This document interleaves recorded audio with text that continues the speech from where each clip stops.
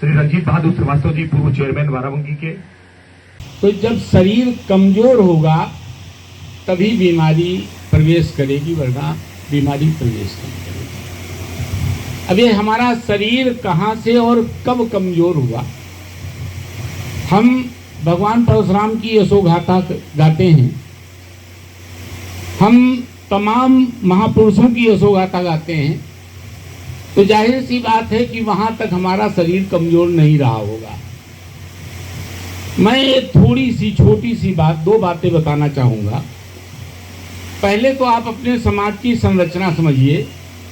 जिस ब्राह्मण समाज की बात की जा रही है, देखिए हमारा पतन अगर कहाँ से होगा तो शीर्ष से होगा।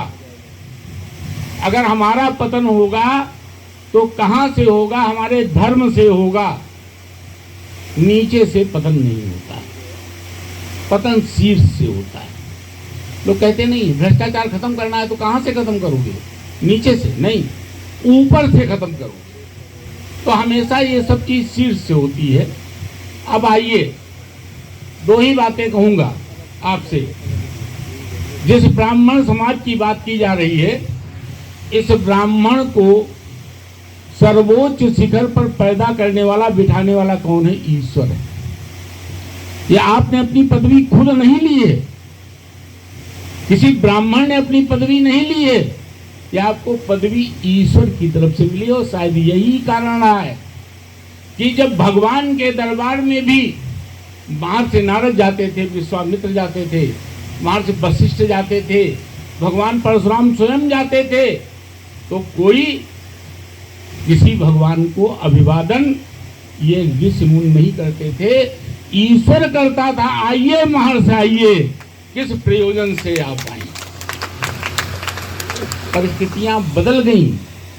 अभी जात की बात हो रही थी कि देवताओं की, राकेश जी बता रहे थे, देवताओं की जाति बताई जाती है, छोटी छोटी गलतियां हो जाती हैं, इसीलिए जात बताई जा रही है।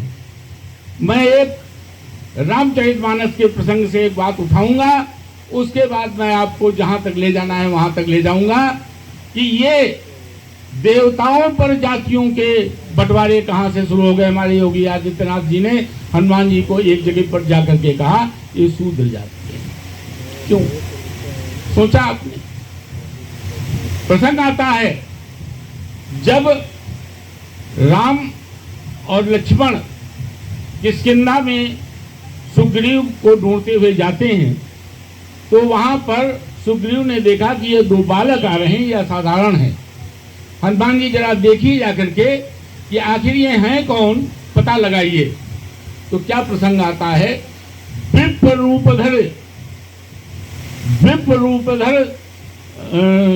गयऊ कपिता गयऊ और माथ नाय पूछत अस भयऊ। देखिए, इस चौपाई को बहुत साधारण मत समझिएगा। यहीं पर शंका आई। क्या शंका आती है? हनुमान जी विप्र का रूप रख करके जाते हैं और करते क्या हैं? माथ नाय पूछत अस भयऊ, और जा करके बगैर ईश्वर को पहचाने, क्योंकि बाद में आगे प्रसंग आता है कि मैं मायावश को नहीं पहचान सका था, बगैर पहचाने एक विप्र का, भले आप नहीं थे, विप्र रूप धरा था, लेकिन आप विप्र के वेश में गए थे, और विप्र में वेश में जाने के बाद आप अपना सर नवा देते हैं, जाकर शीश नवाया जाकर के। ये ब्राह्मण कृत्य हो सकता है? नहीं हो सकता है। आपने अपना सम्मान भले ईश्वर के आगे खोया, लेकिन खो दिया। आज उसका क्या कारण, क्या नतीजा भुगतना पड़ा हनुमान जी को? हालांकि भगवान ने आगे उनको विप्र कहा है कि मैं अपनी सीता जी को खोजने के लिए आया हूं विप्रवर। भगवान ने विप्र कह दिया, लेकिन आज हनुमान जी को उस गलती के कारण जो उन्होंने पहले सर नवा दिया था, आज कोई विप्र मानने को तैयार नहीं, जबकि वो विप्र थे। आज की तारीख में ब्राह्मणों से मैं पूछना चाहता हूं, आपने अपने सम्मान को स्वयं खोया है या किसी ने खुआ दिया है? ये ब्राह्मणों को जवाब देना पड़ेगा। मैं आपको बताना चाहता हूं कि कुछ चीजों में फर्क होता है। हम कई बार ये बात कह चुके हैं कि देखिए हमारे धर्म में कितनी कौन सी चीज नष्ट हो सकती है, कौन सी ज्यादा समझिएगा नष्ट नहीं हो सकती है। ईश्वर को आप माने न माने, लेकिन जब तक आपके अंदर ईश्वरत्व रहेगा तब तक आप ईश्वर को मिटा नहीं सकते हो। ईश्वरत्व क्या है? हमारी ईश्वर के प्रति आस्था। जब तक ईश्वर के प्रति आस्था है तब तक ईश्वर नहीं मिट सकता। जब तक ब्राह्मणत्व है तब तक ब्राह्मणत्व नहीं मिल सकता। जब तक क्षत्रियत्व है तब तक क्षत्रियत्व नहीं मिट सकता, और जब तक वैश्यत्व है तब तक वैश्यत्व नहीं मिट सकता। और कितने संविधान बन जाए, जब तक शूद्रत्व है तब तक शूद्रत्व नहीं, शूद्र नहीं मिट सकता। ये एक कड़वा सच है। क्या आज ब्राह्मण मिटा है? शशांक जी, मैं आपको बताना चाहता हूं ब्राह्मण नहीं मिटा, इसलिए कि ब्राह्मणत्व फैला है। ब्राह्मण भले कमजोर पड़ गया हो, मैं ब्राह्मणत्व की बात करना चाहता हूं। कहां मिलेगा आपको ब्राह्मणत्व? मुसलमानों में जाइए, मौलाना जो आपके संस्कार कराते हैं, शादी ब्याह कराते हैं, अंत्येष्टि कराते हैं, ये कौन सा कर्म है? ब्राह्मणत्व का कर्म नहीं है। आज दलितों में देख लीजिए जाके, आप ईसाइयों में, पादरियों में देख लीजिए जाकर के, ये जो कर्म कर रहे हैं, ये कौन सा कर्म कर रहे हैं? ये ब्राह्मणत्व कर्म नहीं है। आज सेना में जाइए, पुलिस में जाइए, छत्री वहां पर भले न हो, लेकिन क्या वो कर्म छत्रित्व का नहीं हो रहा है? व्यवसाय में चाहे जो प्रवेश कर गया हो, लेकिन क्या वो वैश्यत्व कर्म नहीं है? आज मैं फिर कहना चाहूंगा, मैंने थोड़ा सा ये बहुत विवादित है, शूद्रत्व की बात मैं कर रहा हूं। कितना संविधान आ जाए, लेकिन जब तक आपकी मानसिकता नहीं बदलेगी, जब तक आपको दीनहीन, वंचित, शोषित, दलित जब तक कहते रहोगे, तब तक तुम्हारा, जब तक शूद्रत्व नहीं निकलता तब तक तुम शूद्र कहलाए जाओगे। शूद्र कैसे खत्म हो जाएगा? नष्ट करना है तो अपने शूद्रत्व को खत्म करो। ये एक समस्या है, ये एक बात है।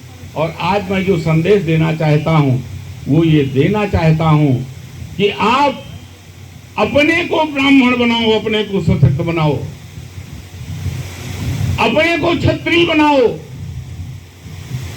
आज मुसलमान सोशल मीडिया पर, शशांक जी, आज मुसलमान मौलाना कहते हैं कि हिंदू वेद और गीता का अध्ययन नहीं करता है। वो कह रहे हैं हमसे।